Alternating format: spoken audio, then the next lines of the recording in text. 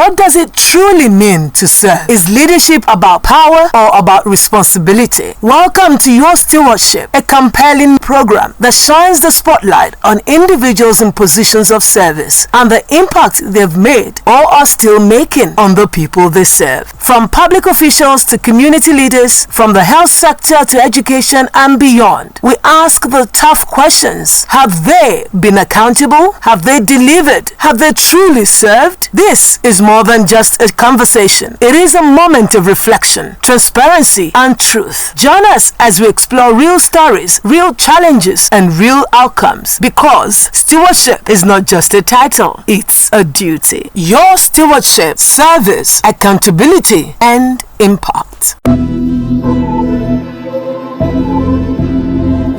Hello and welcome to Your Stewardship, a program where leadership meets accountability.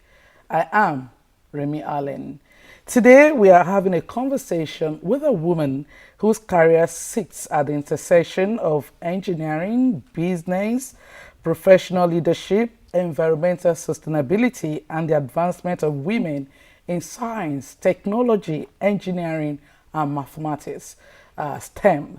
She is engineer Chinyere Nnenna Igwegbe, FNSC, water resources and environmental engineer, business leader, fellow of the Nigerian Society of Engineers, and the 19th national president of the Association of Professional Women Engineers of Nigeria, APWEM.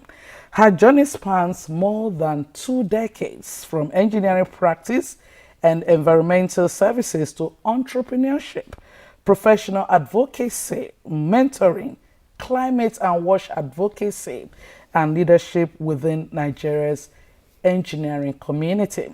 But today, we are not here simply to celebrate a resume.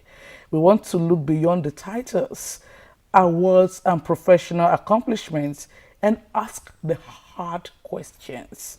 Who is Engineer Igwegbe? What did she promise and what did she deliver? Especially when she took the leadership of APWEM. And what tangible difference is our leadership making in the lives of women engineers, young people, and of course, the wider society? Engineer Chinyere Nnenna Igwegbe, FNSC, will be joining us live in the studio to provide answers to these questions and others. Please stay with us. Service, leadership.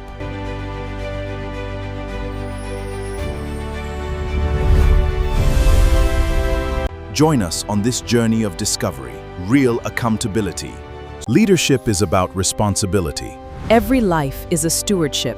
Discover practical lessons on leadership and real accountability. Scrutinizing the impact on the people.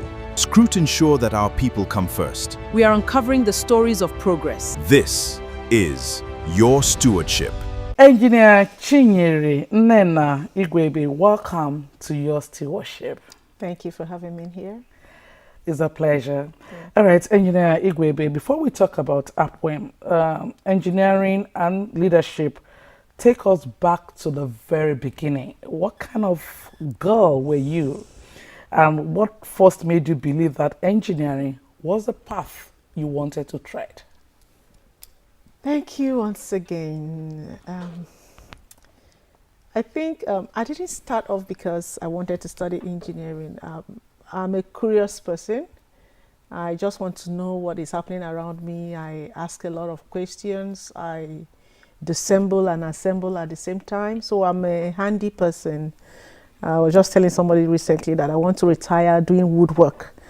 So having said that, having my hands here and there, and you have parents during our time. I want my daughter or son to study medicine, pharmacy, engineering, law.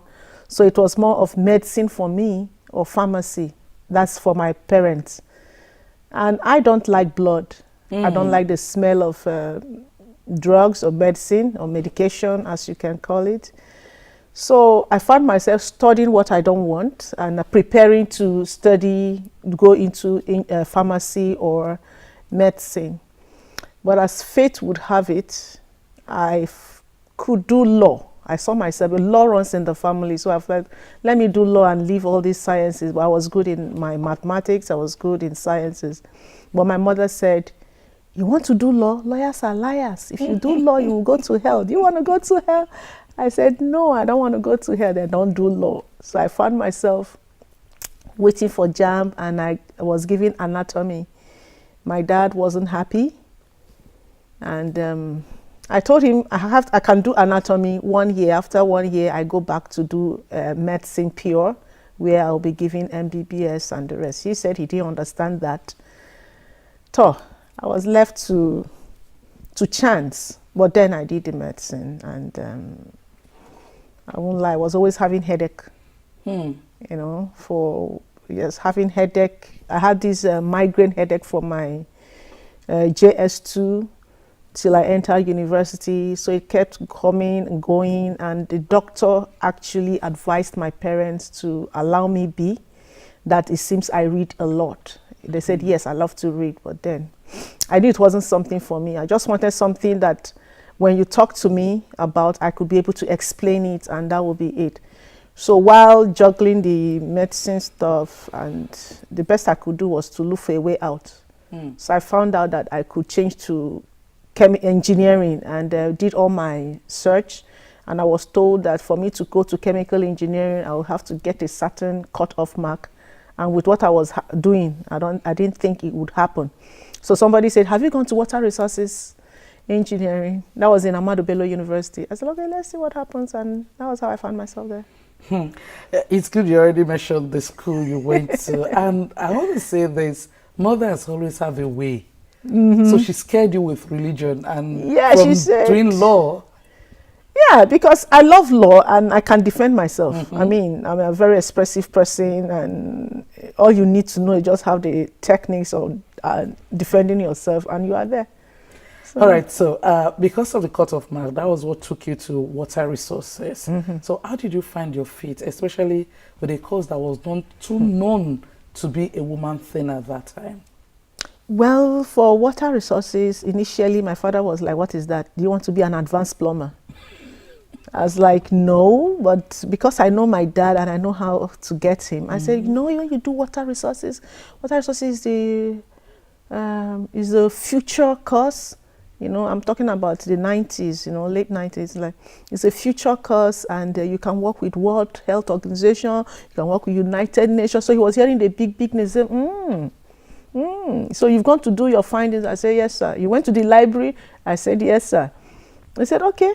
So you're not an advanced plumber? I said, no, I'm not going to be an advanced plumber. He allowed me. And I found it wasn't easy because I didn't do further maths in school.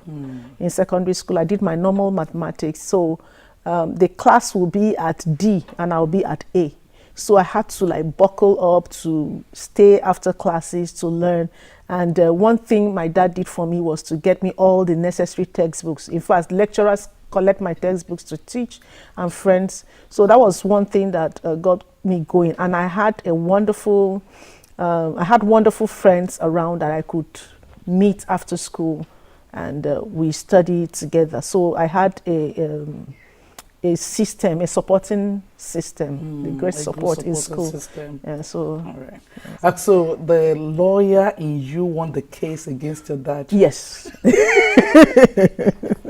Yes, he did. Okay, so you reportedly became the first female class representative in your department and faculty. Was that something you deliberately pursued, or did leadership simply find you?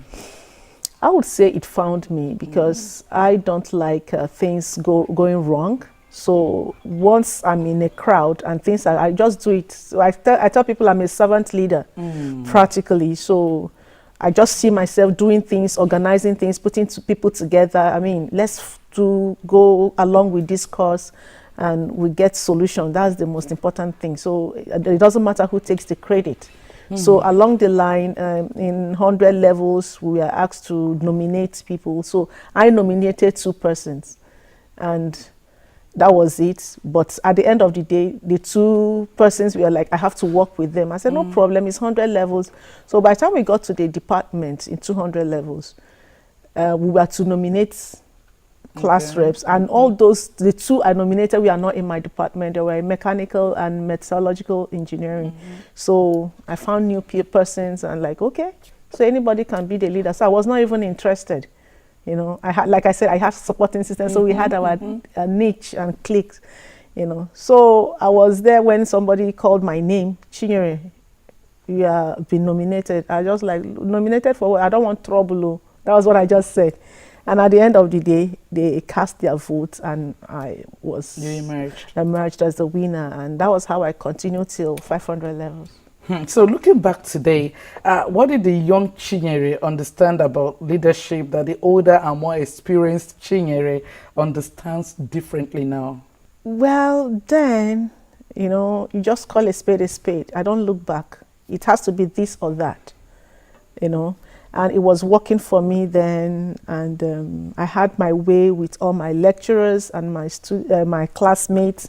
We were able to warm up to the faculty and the department to the point that we actually dictate our timetable. Yeah, so, and like I said, it's disposition, how you carry yourself.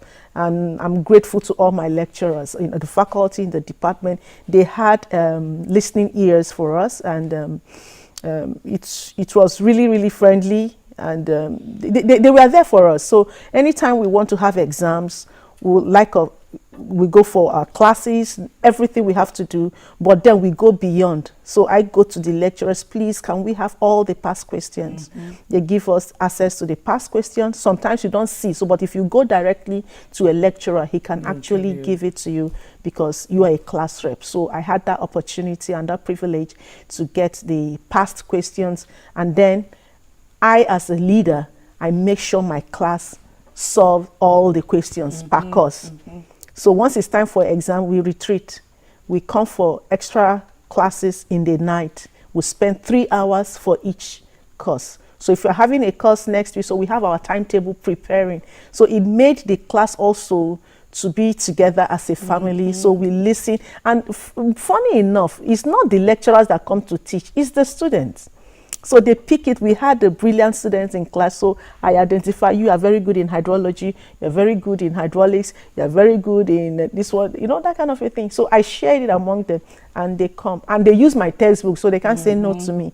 So go and study it, come. So most of us will be like taking down the solved work questions. Yes, and go through it. Then the next class we would have is to get the question tweaked in such a way that if you see it in another format, you'll be able to identify the question and be able to solve it from the first principles, which is one thing about engineering. When you're able to solve from the first principles, every other thing you do is imputing the figures, and you are good to go. Wow. And I was okay with that, instead of cramming, what is this, what is that. But when you know the principle from the beginning, you'll be able to know how to go maneuver your answers, basically. Okay, so let's look at your journey to the top. Your career has taken you through engineering practice, environmental work, business, professional associations, and of course leadership. Which of these phases tested you the most? I'll guess my how would I put it? Well, leadership cum work, because when that was my beginning, and that gave me the confidence that I have till date. It was challenging. When I finished my youth service, I was to leave. I actually served at the Cross River Basin Development Authority, and in Calabar. And by the time I was about finishing, a job came for a staff who works with the authority. That's his private work. So I just saw him like, sir, why are you so, I mean, you're not okay, you're just sad. What's happening? He said, Copper, just go. I said, no, is there anything we can help? He just looked at me, how can you help me? I'm looking for an HSC officer, and you are just a copper. I just like, but I have HSC. You know, he lit, you know, his face just lit up, and like, you do? I say, yes. I say, when did you get it? I said, one of those days we finished orientation. I was just going home. I saw HSC program, and I just entered, and, registered, continued, dropped my things at home, came back to town in Owerri, and had the course for 3-4 days, and I got my certificate and everything. He said, are you sure? So where is your certificate? I said, it's at home. Can you get it? I said, yes.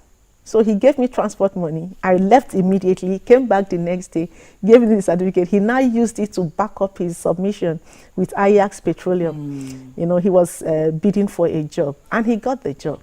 Wow. And the next thing he said, are you ready? I said, what am I doing here? I'm looking for a job, you know. He said, okay, I want you to be the HSC officer. Is your certificate we used to get it? I was like, okay, fine. So I was like, could I remember all those things? So I went and Kuma brought my book, and I started reading, preparing for the job, which was to be in the next few days. And I found myself there, checked the work scope and everything. I found out we had hot work and cold work, and that was it. But then, remember, I'm a little girl that just graduated, and I'm facing these guys, you know, the workmen at work, and like, you mean is this girl that will talk to us? So they didn't gather for the briefing, the safety briefing, and without the safety briefing, we can't go to site. So I came out and told them, we need to talk. Let me just brief them about the project, and we'll just go to site. There is nothing serious. It's just 5 minutes talk. They all walked out on me. And I was like, okay. Today, no salary. Because I will be the one to measure that. So no salary. So I went and sat down. 1 hour, 2 hours, 3 hours. Somebody came up, Mama, please, if it's only me you can talk to. I said, only I need the 12, 15 of you, you know, at the site. So I can't talk to one person. So what happened was they delayed the job till about 3 p.m. And I carried my bag. I was leaving. They now called me that they are so sorry, that they are ready. Because it means that if they don't work that day, they can't go home with money. And now, you know, it's already a full day going. So I was just watching them. They now apologized. And I said, look, I'm not saying I'm perfect. So I was like, I had to do something. What must I do? So the best is to admit that I'm a small girl. And secondly, that they are the fathers, and they are the grandfathers, they are the ancestors. But we need to work together somehow. So just, I had to talk to them and told them that, look, we are good to go. But see me as your younger sister. Don't see me as a leader here. Well, let's work together. You people are more experienced. You people have been doing this even before I was born. So, but because of this project, we have to do something. So that's why I'm sent. I'm sent here to make sure that your salary is paid.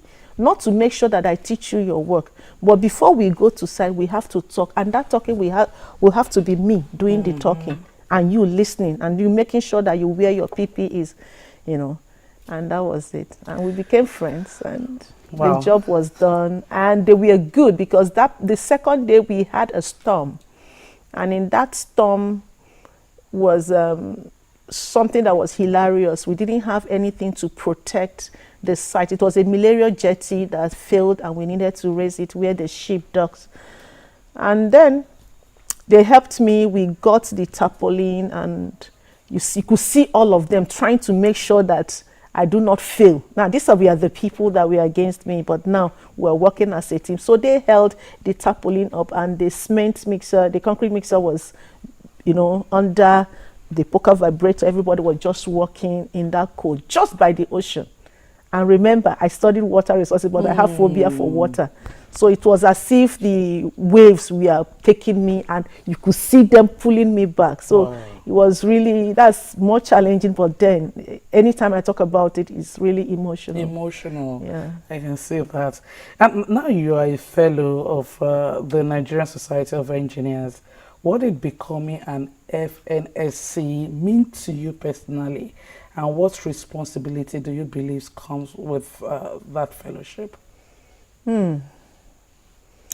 The fellowship of the Nigerian Society of Engineers actually is not easy to come by.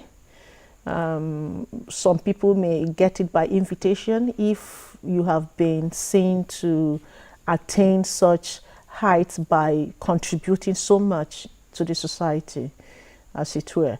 But for me, I went through the cadre, my activities, my contributions over years from the divisions, the branch level, all the committees. I've been working, and they've seen me there at the national level in different committees. Before I even served as an executive member of the Nigerian Society of Engineers for 4 consecutive years, 2017, 18, 19, 20. So I got my fellowship in 2020, and that was when I left the leadership at the NSC, and I went to the Nigerian Institution of Water Engineers as the national chairman. So I believe that the fellowship board were able to identify my submission, and they were legit, and they felt it was time for me to get that, considering the contributions over the years. It did not start after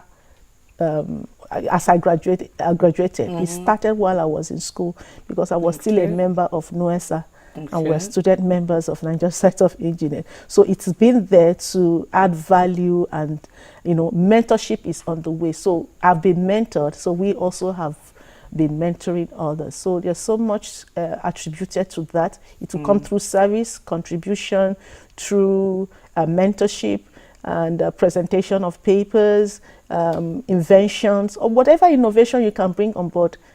Being there and being visible, and they're seeing that you are adding value to the society, basically. Okay, talking about adding values, if we removed all your titles, the FNSC, the APWEM president, and everything else, what would you say is the most important thing that you have contributed to the engineering profession? Having my girls smile. That's the collegiates. They are my people, the young ones, to see them smile, and that they're able to achieve, that they look up to you, and you are able to touch their lives. So it's all about impact. What you are able to do to your fellow engineer, your fellow human being. Life is all about impact. If you cannot impact, why are you there? Why are you living in the first place? So that's for me. I don't need the titles. I want to die empty. I want to know that I leave this world, and the next person will like, oh, when she was there. Hi, if Chichi was here, she would have done. So that's just it. The name to live after you. Yes. All right, you're tuned to Your Stewardship on Orange 94.5 FM and OSRC Television, depending on which of our channels you are following us from. Thank you for being part of the program. We'll take a quick break and return shortly to continue the conversation. Don't go away. Service. Leadership.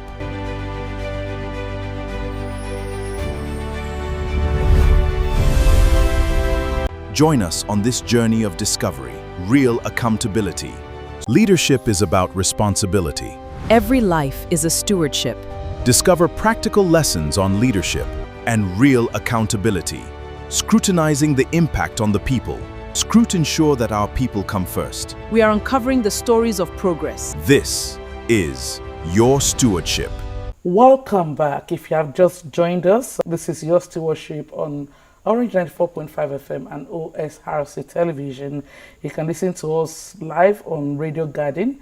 Follow us on our Facebook page, Orange 94.5 FM, Instagram, Orange 94.5 FM, Akure, on X at Orange 945 FM, and on YouTube you can subscribe to our channel, Orange 94.5 FM. You can also watch us on our sister channel, OSRC TV, on Facebook. Subscribe to our channel, OSRC TV on YouTube.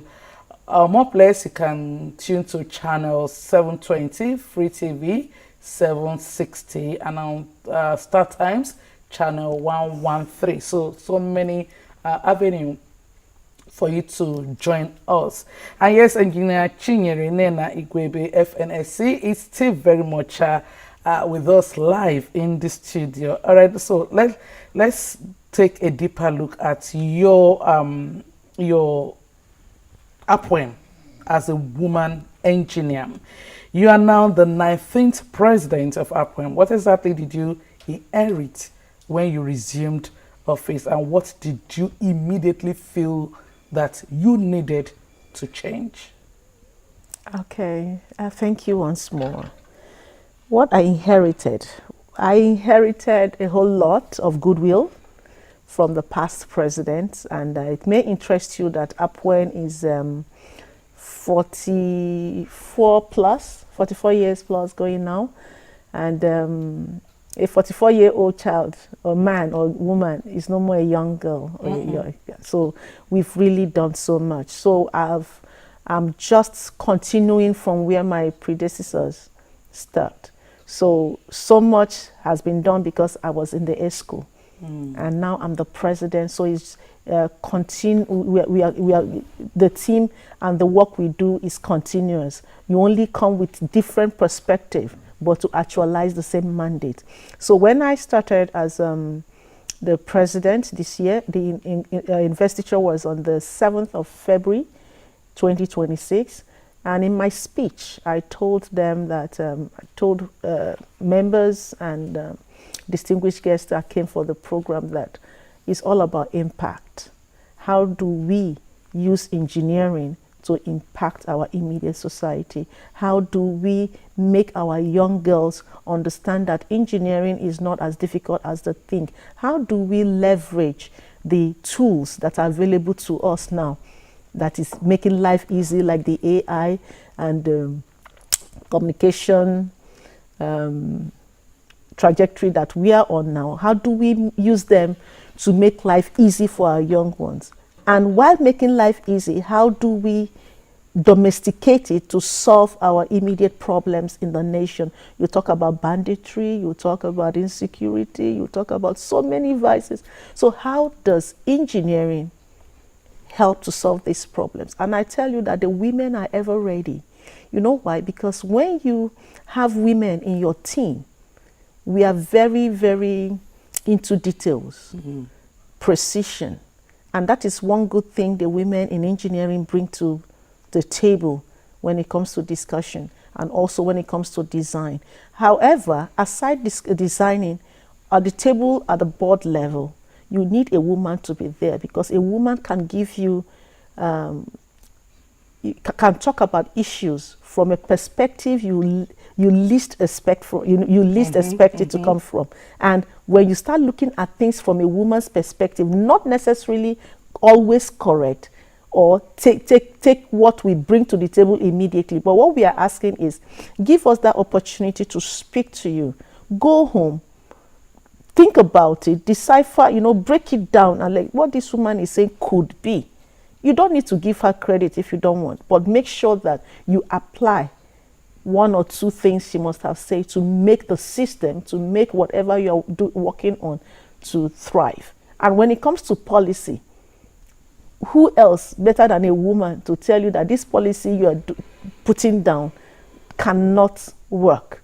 Why? She reels down the reasons why it cannot work. However, she can still give you why it should work. And that is where we should start. We should begin to know that we need to have women on board, because I don't think there's any woman that will be there at the top level and not able to do the needful. We have always been seen as being outstanding, and I don't think we will renege on that.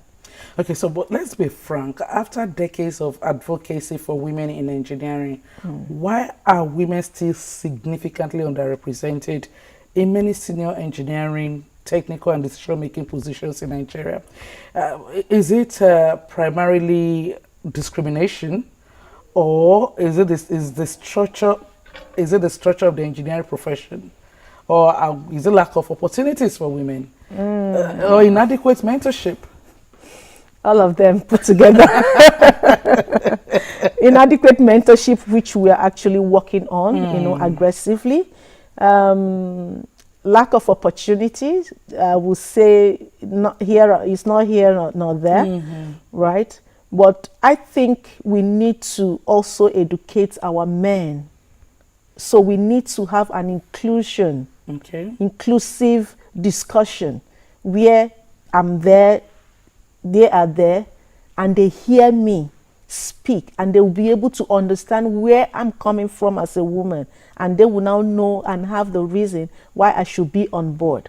But when you just say it the way you say, they say, women, they've started again. But we need to critically, look at issues, why a woman should be at the table on the board, policy level, leadership level, you understand, to make things happen. And when you give them the opportunity, and I agree with you that, or rather you will agree with me that there are so many women now that have been given the opportunity, and they are not, letting any guards down. They are actually promoting so much in the society, and whoever must have put their name out there at the board is not regretting it, is proud of them, because, women are not the slack. They're not the carry last. They're not the carry last. We know what it takes. Of course, Nigeria has no shortage of engineers. Maybe women, but generally, we have a lot of engineers in Nigeria. Yes, we continue to struggle with infrastructure, water supply, environmental degradation, flooding, power, and of course, transportation. Where exactly are we getting it wrong?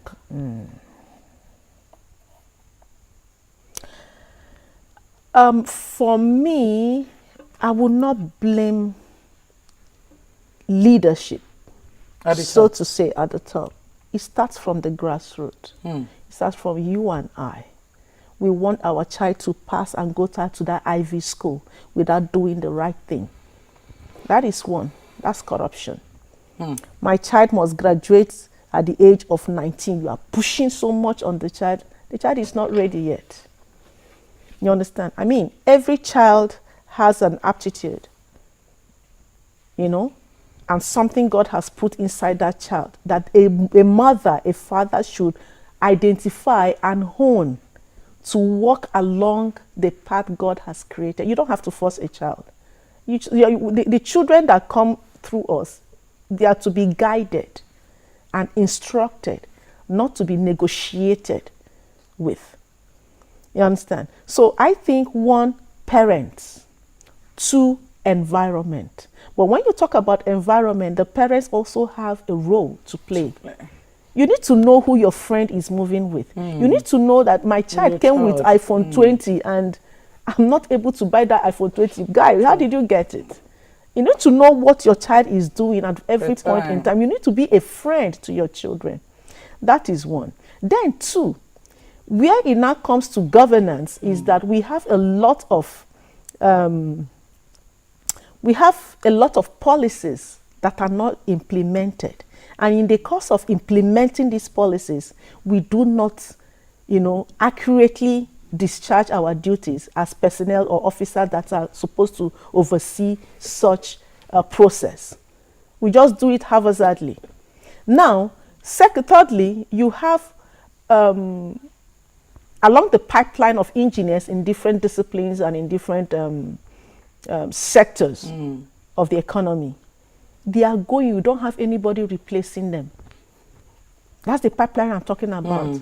You don't have anybody replacing them because even the younger ones are seeing the engineers. They were like, if not so engineer, I don't want to be engineer.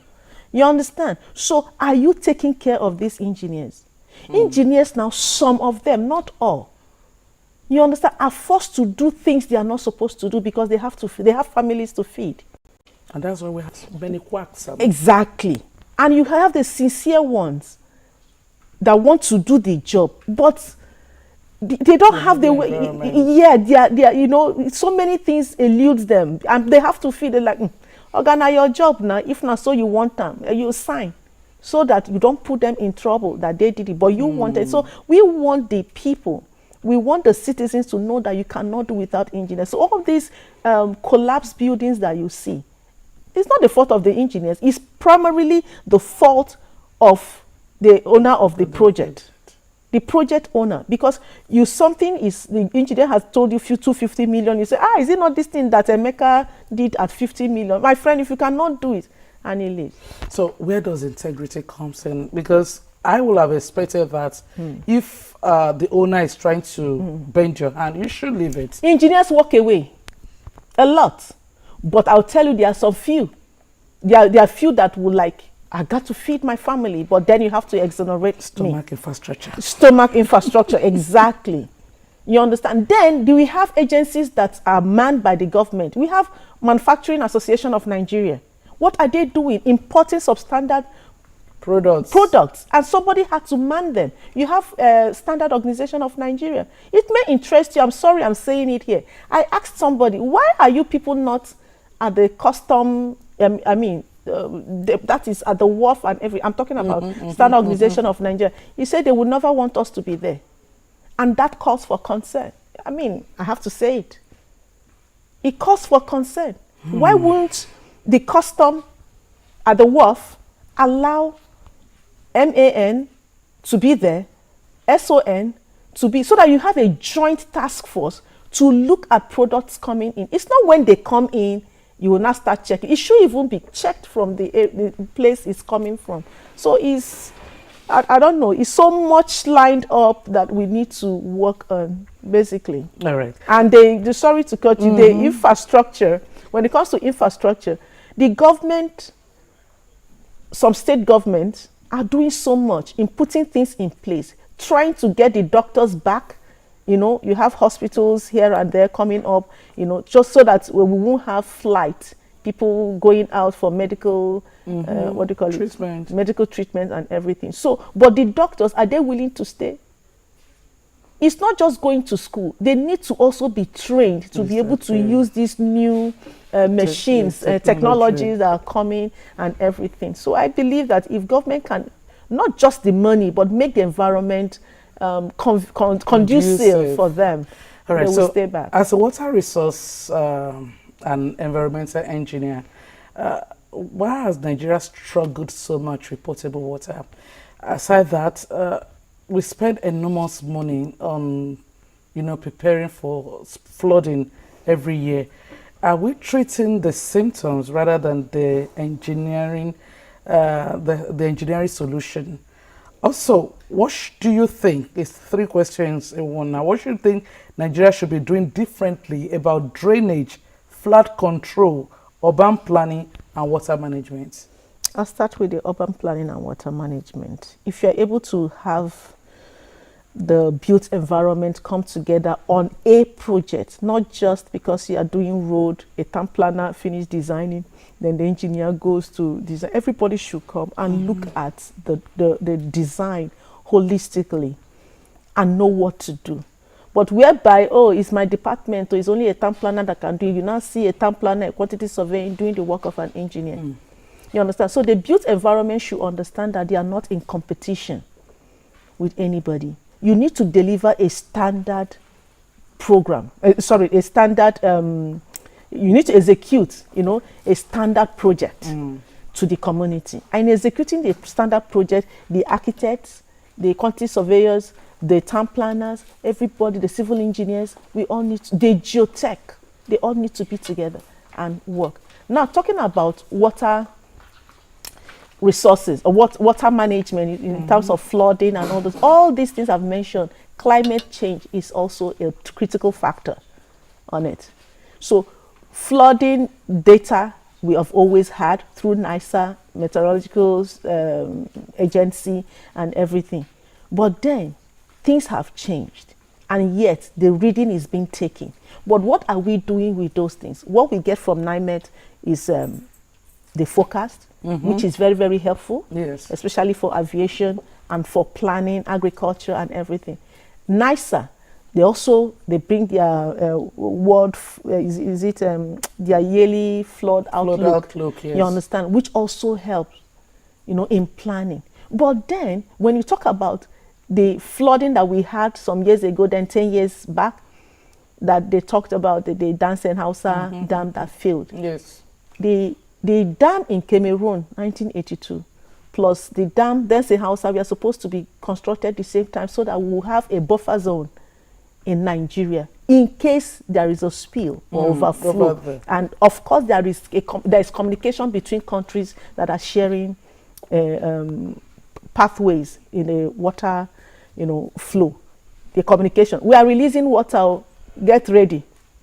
They are signaling you. But were we ready? Did we build our own? Where is the money? Was it not?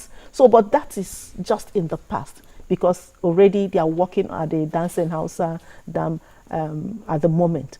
Then a lot of things have happened. Let me just, you have the River Niger and River Benue. There's a lot of silting. We need to dredge. When last did we dredge? You go to Holland, Netherlands, they are living on water. And if these people that are living on water are able to manage even ordinary flooding, we have land.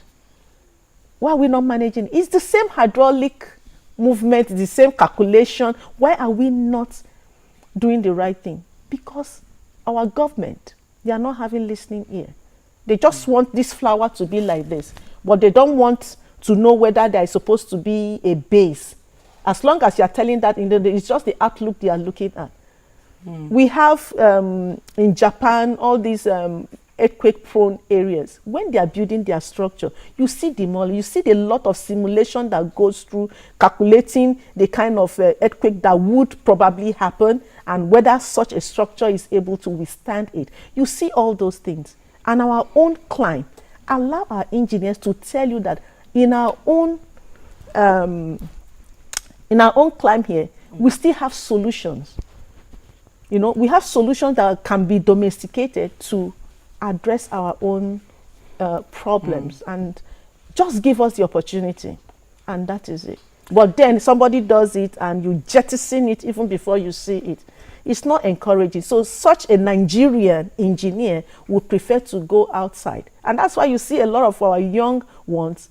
If any Nigeria that even comes out with a third class in Nigeria goes outside the country and comes out with a first class. And that's the truth, because they have the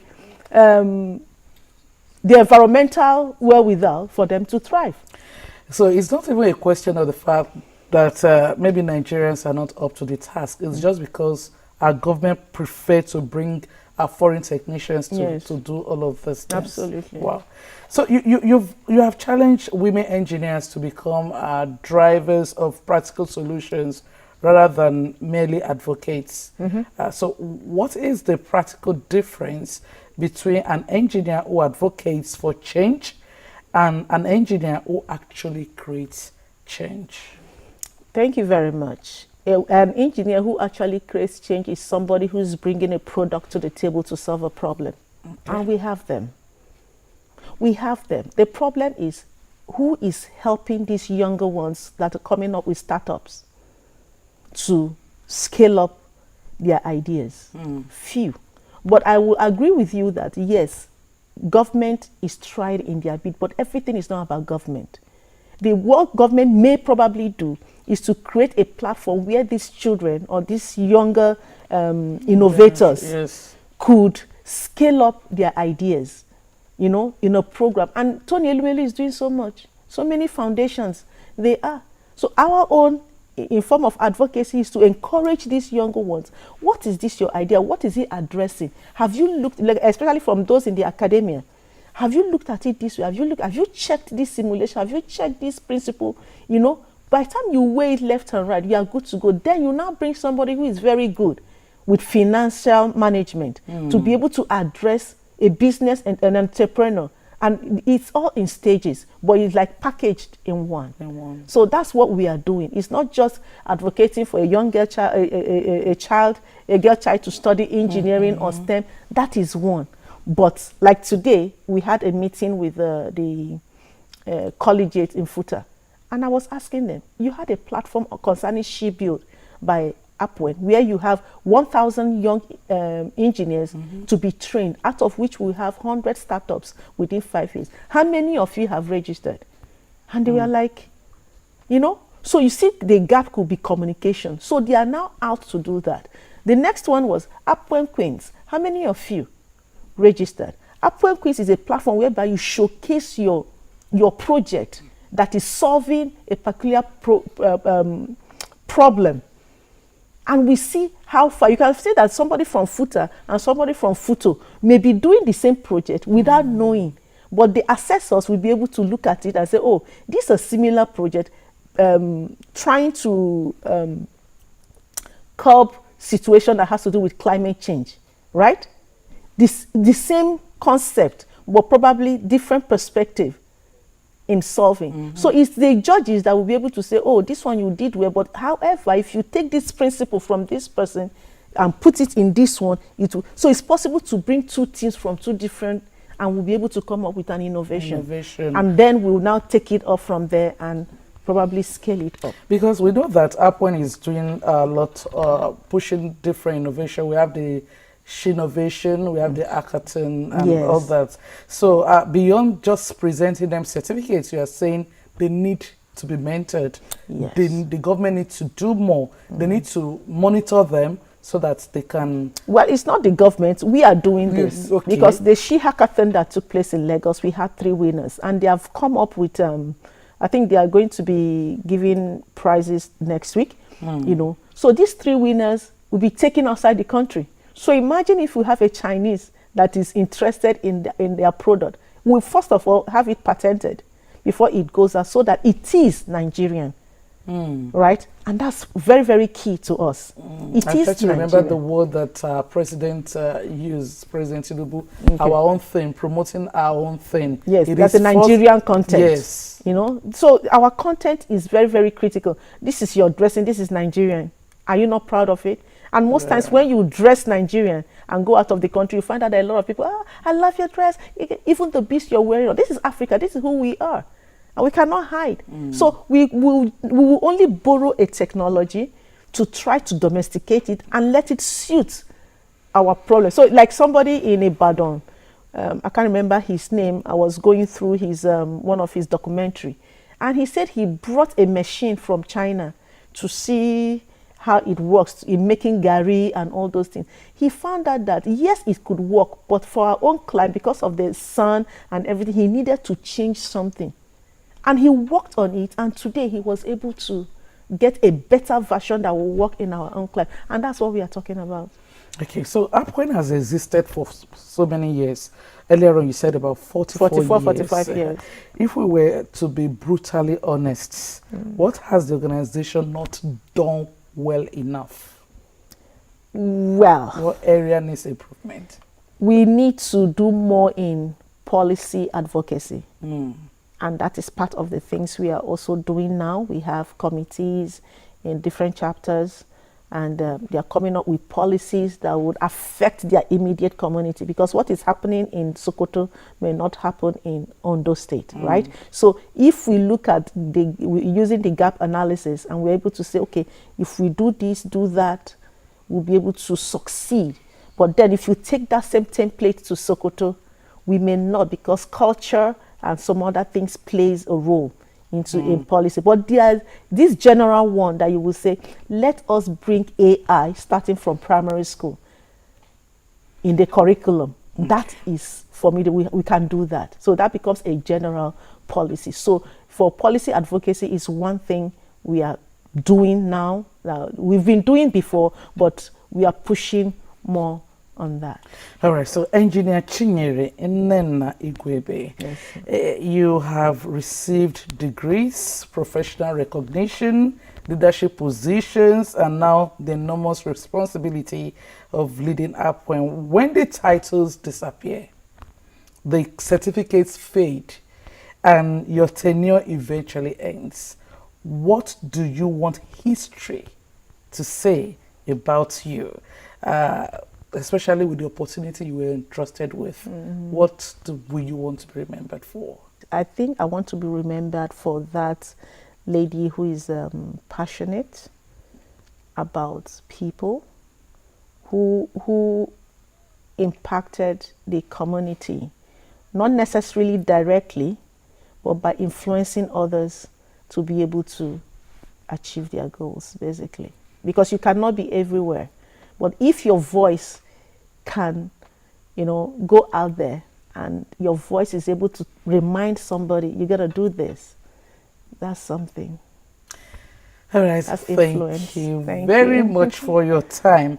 As we draw the curtain on the conversation, one thing is clear, crystal clear: leadership is ultimately tested not by the title a person holds, but by what that person is able to do while holding the office. Thank you once again for being a part of the show. Thank you very much. And thank you for having me. Everyone for joining us again today on this edition. Until next time, I am Remy Allen. We'll meet again soon. Bye.